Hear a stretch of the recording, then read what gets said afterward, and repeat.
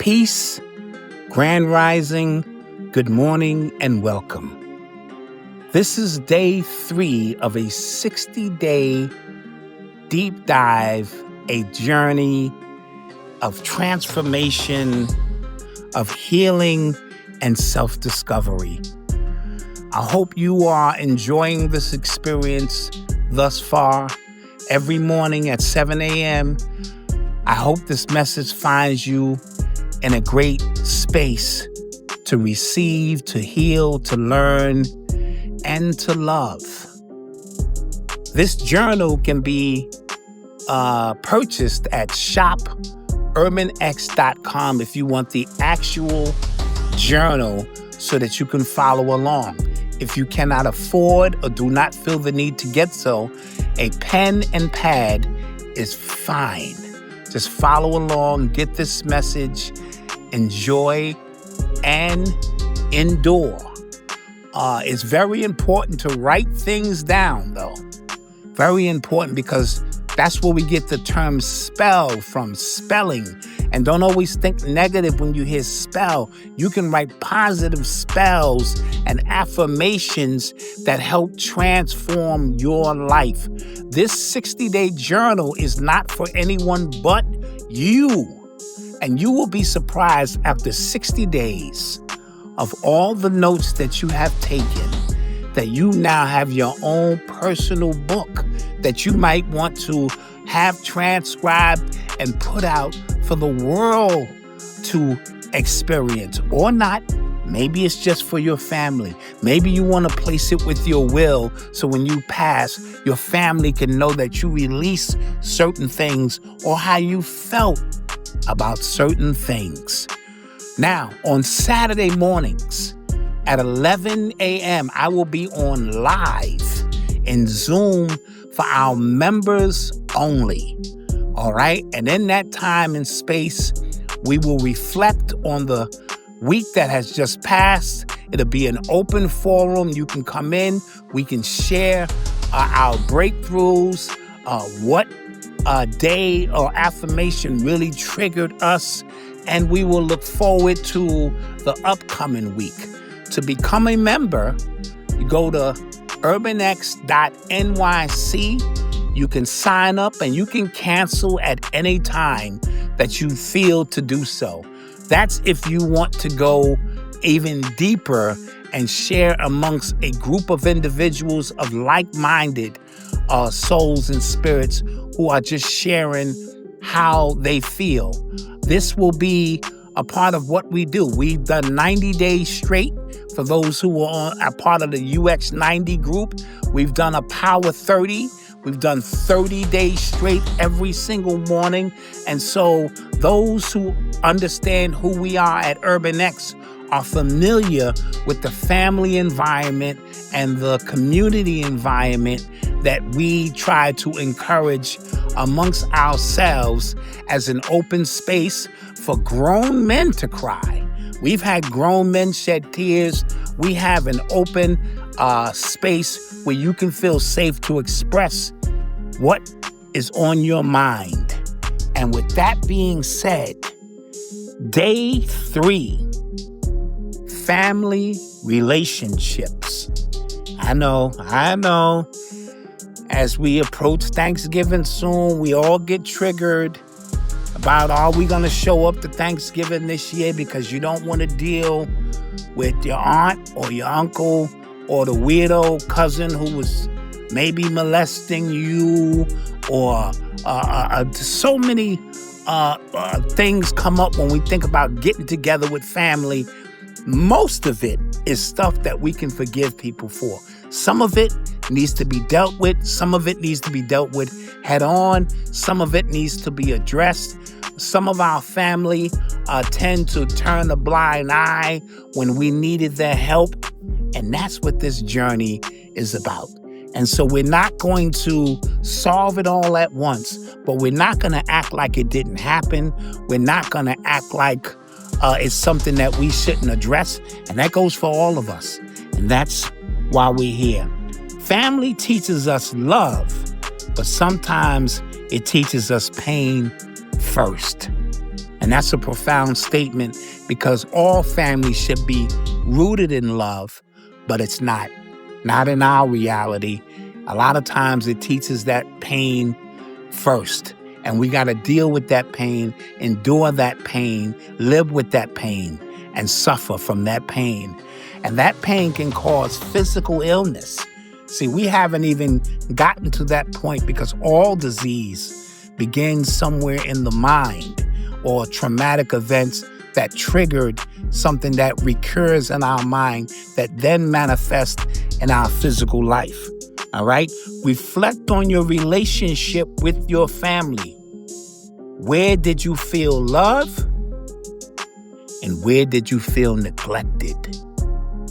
Okay?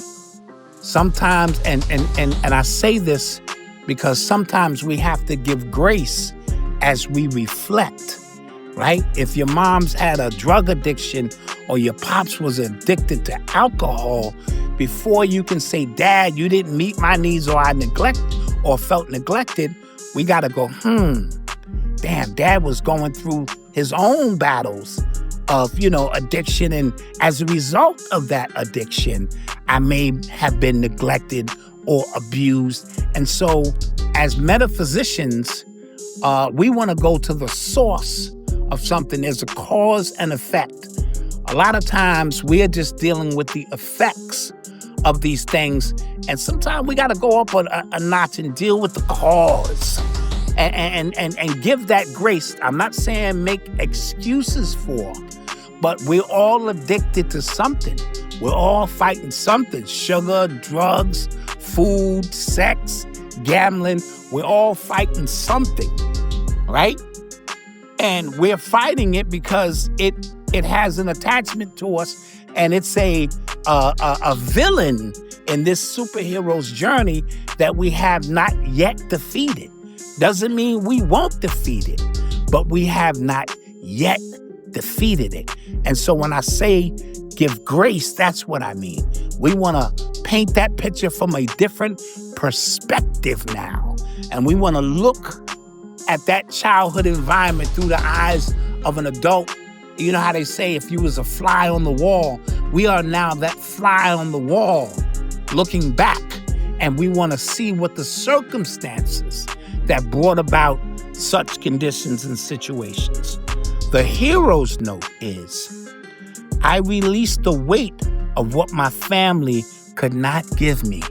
And that's what that grace is. You're going to have to do some forgiving, not for them, it's for you, so that you can move on, so that you can overcome these roadblocks that you keep holding on to. And when I get to Thanksgiving, I'm going to let so-and-so have it because when I was 9, she didn't take me to the circus. Some of the things we hold on to are embarrassing. Now, some of the things we hold on to are very traumatic. And those things, are rightfully so causing pain. But a lot of it is stuff we should forgave a long, long time ago. And that's what this is going to be about. What role did you play in your family dynamic? The peacemaker, the caregiver, the invisible one? Which role did you play to make that home environment what it was?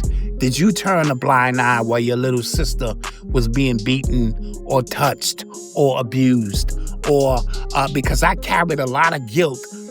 As you will read in my book, Gotta Laugh to Keep from Crying, I didn't start living until I thought I was dying. You'll read on how my little 2-year-old sister was screaming, calling my name. I'm 8 years old, and she's asking me to help her, and I couldn't. I was only 8 years old myself, and I carried that guilt for a very, very long time. And then I had to kind of forgive myself and say, you was 8 years old. You know what I mean? So sometimes we're carrying guilt for so long.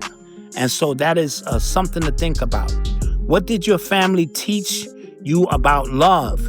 And what are you unlearning now? Not everyone is huggy, kissy, lovey.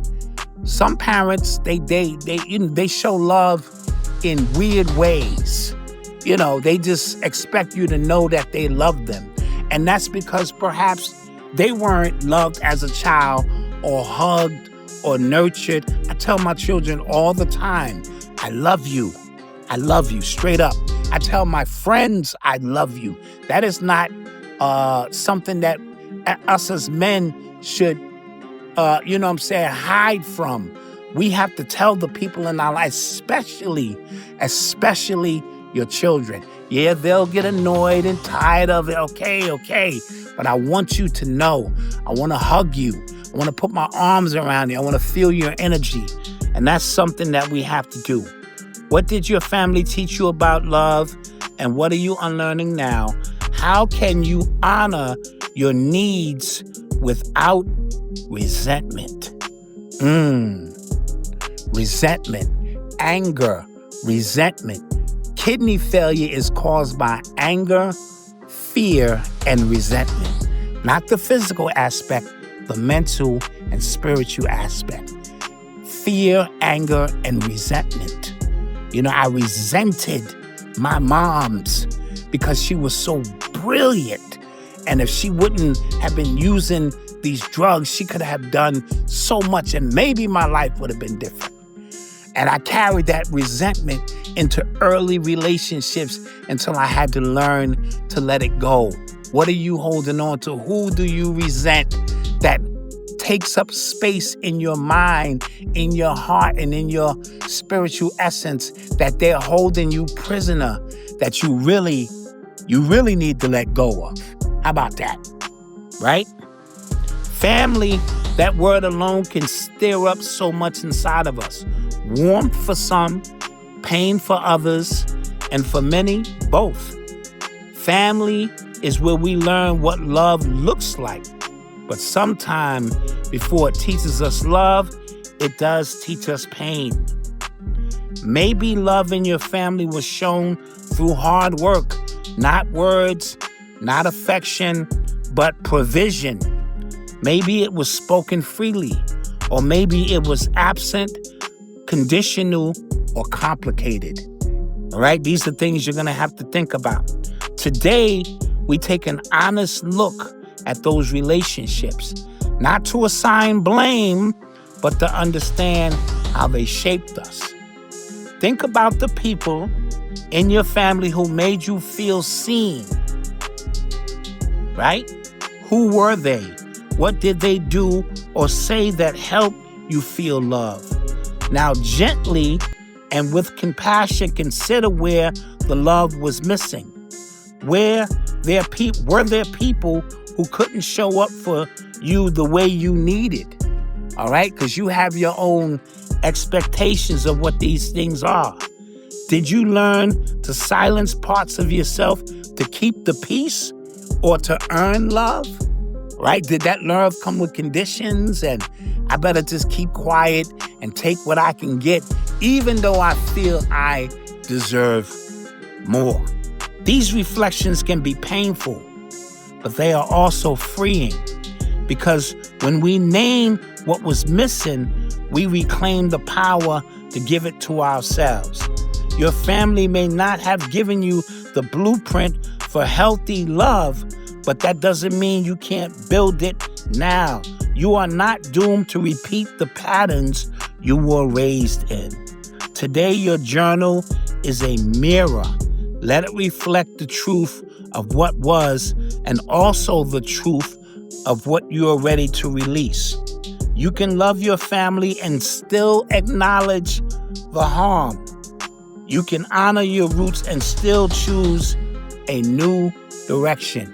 You are not locked in to this. All right?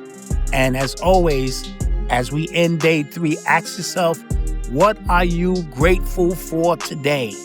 Even if it's just, I got up and I'm breathing and I'm going to start this amazing, amazing journey. And so with that being said, love, live, learn, laugh, and love, as we always like to say, and have an amazing, amazing day. I will see you, or you will hear from me, should I say, tomorrow for day 4. Peace.